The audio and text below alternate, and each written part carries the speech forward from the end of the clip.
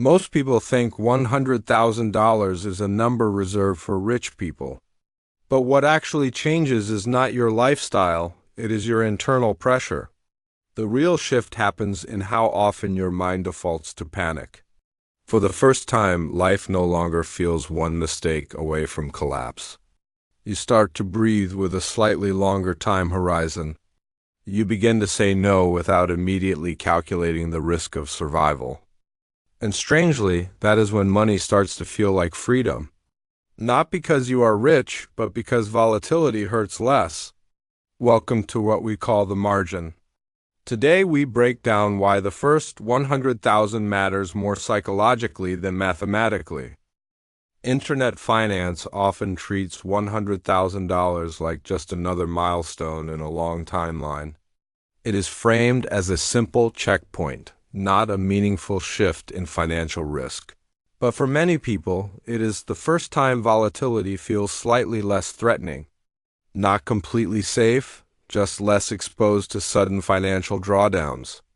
The difference is small mathematically, but significant across a longer time horizon. Before that point, life often feels financially fragile and narrow. A minor emergency can erase years of slow compounding progress. Income loss is not just inconvenient, it threatens your entire system. Power dynamics at work feel fixed because cannot afford volatility. Decisions are rarely optimized. They are constrained by immediate survival. That constant pressure reshapes how you think about risk and time. Long-term planning becomes abstract when short-term stability is uncertain. Most energy goes into making it through the current month without disruption. That is why early wealth accumulation feels deeply emotional, not just numerical. The first real money rarely changes lifestyle in a visible way. What it actually buys is a small but critical margin to breathe. Mathematically, $100,000 is not that large in absolute terms. It is not enough to fully retire on its own. It will not buy you a yacht or luxury lifestyle. In many U.S. cities, it is still not enough to buy a home. But something more important quietly begins to happen. Compounding starts to feel real instead of theoretical. Market returns begin to show meaningful impact. For the first time, your money starts assisting you. Before this point, all growth came from your effort alone. It came from extra working hours. It came from overtime and constant pressure. It came with added stress over time. But after a certain point, assets begin to participate. And that subtly changes your relationship with time. Your life is no longer fully dependent on daily energy. That is a small form of freedom that carries significant value. Most people misunderstand what wealth actually means in real life. They assume wealth is simply the ability to buy more things. But often, real wealth is the ability to say no without consequences. It means you can walk away from a toxic job when needed. It means you can endure a recession without immediate panic. It means you can wait for better opportunities instead of rushing. All of this depends on having a financial buffer. And a buffer only exists when money is set aside intentionally. That is why people without savings often look constantly exhausted, because their lives have no cushion to absorb small shocks. Every problem hits their mental state at full force. And modern life is expensive when you have no margin for error. Even small decisions begin to feel unusually risky, because failure comes with no safe space to recover.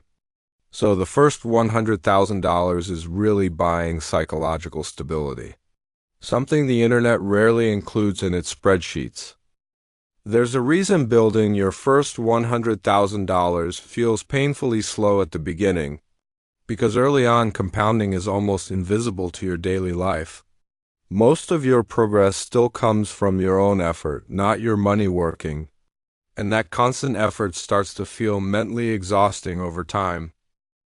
You feel like you're working hard, but the numbers barely respond.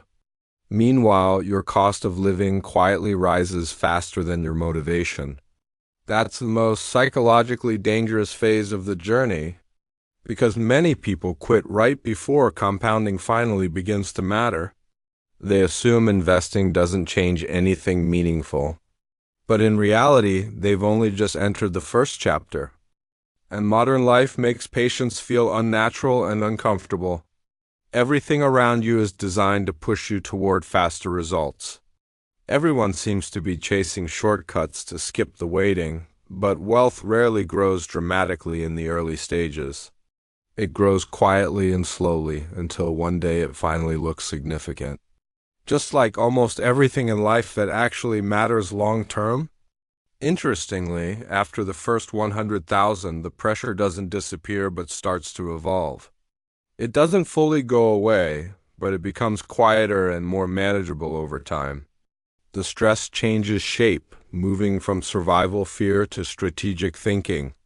You begin to notice options that were always there but previously invisible. Career risks start to feel less dangerous when you have a financial buffer. Side businesses begin to look realistic instead of reckless ideas. Even taking a break feels less like falling behind and more like recovery. Because now your life has something most people lack, a shock absorber. And that shock absorber is one of the most underrated luxuries today. Most people are living without any margin for error at all.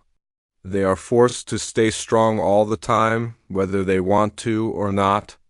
Productivity becomes a requirement, not a choice. Income must keep flowing constantly to maintain stability. Their system leaves no room for weakness or unexpected events. So when someone builds significant savings, the visible lifestyle may not change much. What truly changes is their daily level of fear and reaction to volatility. The irony is that many people look wealthy long before they actually feel safe. A new car becomes a symbol of progress, even when it quietly adds pressure. A nice apartment signals stability, but the monthly cost never really rests. Expensive vacations create moments of escape that rarely solve the underlying stress. Often, this lifestyle is built on cash flow that has very little margin. So visually, everything appears successful and in control. But mentally, the pressure never fully disappears. Modern panic often looks clean, structured, and easy to hide. People still show up to work and perform as expected. They continue posting updates that suggest everything is fine. From the outside, nothing seems out of place. Yet many are living just one paycheck away from disruption. That is why the first 100,000 feels fundamentally different. For the first time, life does not feel dangerously thin. You are not completely free and risk still exists. But you are no longer entirely trapped by every small financial shock. So yes, the first $100,000 is technically about money, but that's not the full story. What actually changes is the range of choices available to you. As your buffer grows, life stops forcing constant urgency on you, and the ability to not panic becomes a rare form of modern wealth. That's why investing isn't really just about chasing returns. It's a tool that quietly extends your time horizon. It buys you flexibility when life doesn't go as planned, and sometimes it just buys you small moments of peace. Because when everyone lives under constant pressure, breathing space feels revolutionary. That might explain why many millionaires quietly live below their means. They're no longer trying to signal success visually.